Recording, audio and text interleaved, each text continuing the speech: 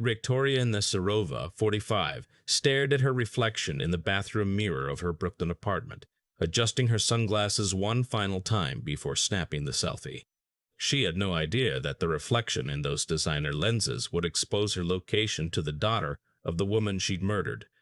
The same daughter who lived just 6 blocks away and had hired a private investigator to hunt her down. But Viktoria had bigger problems that February morning in 2016. She needed a new identity, and she'd found the perfect victim, a woman who looked exactly like her.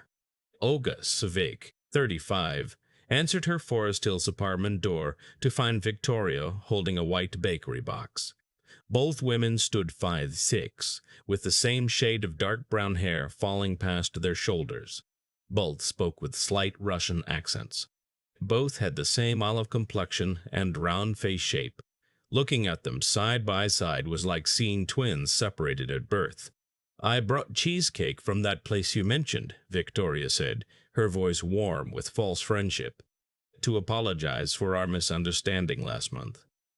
Olga worked as an aesthetician at a high-end Manhattan spa, sending most of her $3,000 monthly earnings back to her mother in Ukraine. She collected vintage gold jewelry. Her grandmother's rings lined her dresser. Her passport sat in the top drawer, renewed just 3 months earlier. These details mattered because Viktoria had memorized them all.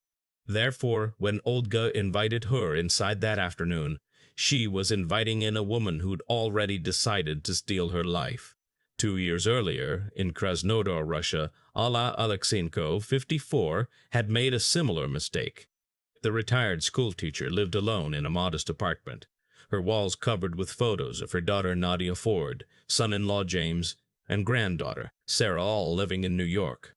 Alla's neighbor, Viktoria Nasyrova, would often stop by for tea, listening to stories about the family Alla missed desperately. But in January 2014, Alla received an unexpected inheritance of 450 rubles from a distant aunt. She made the mistake of mentioning it to Viktoria over their usual Tuesday tea. 3 days later, Alla vanished. Her daughter Nadia called frantically from Brooklyn when her mother missed their weekly Skype call. The building's security camera showed Alla leaving with Viktoria at 3:47 p.m. on January 17th, carrying a small overnight bag. Consequently, when hikers discovered charred remains in the Krasnodar forest 6 months later, investigators immediately suspected foul play. Dental records confirmed their worst fears. It was Alla. The body had been doused with accelerant and burned, but investigators found traces of phenazepam in the remaining tissue, the same Russian tranquilizer that would later appear in a Brooklyn cheesecake. Therefore, Russian police issued an arrest warrant for Viktoria Nasyrova. But she had vanished like smoke, leaving behind only an apartment stripped of personal items and a bank account emptied of Alla's stolen inheritance. Interpol added her to their red notice list, essentially marking her as internationally wanted for murder. But that wasn't even the worst part. Investigators discovered that a Krasnodar police officer named Dmitry Volkov had accessed Nasyrova's file multiple times before her disappearance, then resigned abruptly. They suspected he'd helped her obtain false travel documents, but Volkov had disappeared too. The trail went cold at Moscow's Domodedovo airport, where facial recognition caught a woman matching Nasyrova's description boarding a flight to Turkey in March 2014. Meanwhile, in Brooklyn, Nadia Ford, 32, couldn't sleep. The elementary school teacher lay awake each night in her Sheepshead Bay apartment, wondering if her mother's killer had escaped justice forever. Her husband James would find her at 3 a.m., staring at her laptop, searching Russian news sites for any updates. Their daughter Sarah, only 7, kept asking when Grandma Alla would visit again. What happened next changed everything. In December 2015, desperate for closure, Nadia hired private investigator Herman Weisberg, 58, a former NYPD detective who specialized in international cases. Weisberg began combing through Russian social media sites, searching for any trace of Nasyrova.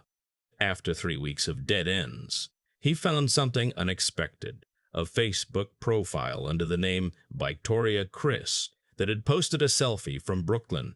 The woman in the photo wore designer sunglasses, her face partially obscured. But Weisberg noticed something others had missed.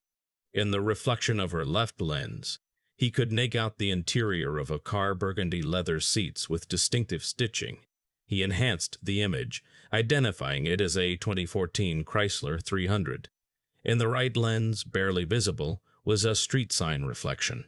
After hours of analysis, he decoded it. Neptune Avenue. Therefore, Weisberg began canvassing the Sheepshead Bay area, showing Nasyrova's photo to local Russian shopkeepers. On January 8, 2016, a grocery store owner recognized her. "She comes in every Thursday around 4 p.m., he said. "Always buys the same things: black bread, pickled herring, and phenazepam tea." The last item made Weisberg's blood run cold. Phenazepam wasn't tea, it was a powerful tranquilizer, available without prescription in Russian neighborhoods. But here's what made it worse. The store was on Neptune Avenue, just 6 blocks from where Nadia Ford lived. The killer had been shopping for groceries minutes from our victim's daughter. Naturally, Weisberg staked out the grocery store every Thursday.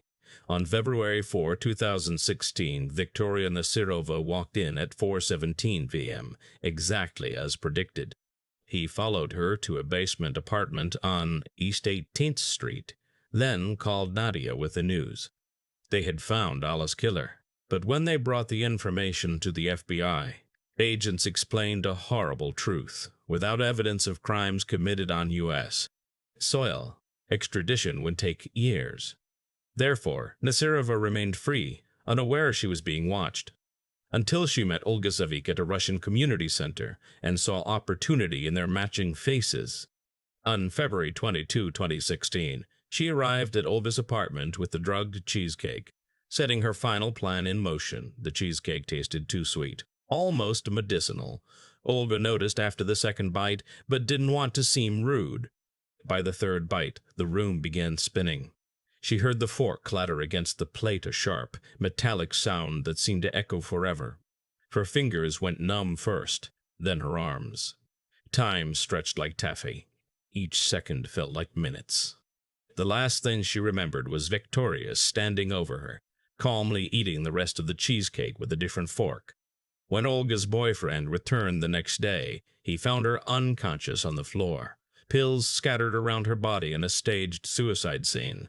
But something felt wrong. Olga wore different clothes than when he'd left. Her passport was missing from its usual drawer. Her grandmother's gold rings had vanished. Even her employment authorization card was gone. Someone had tried to steal not just her belongings, but her very identity. Consequently, when Olga survived and told her story, investigators connected it to Weisberg's surveillance.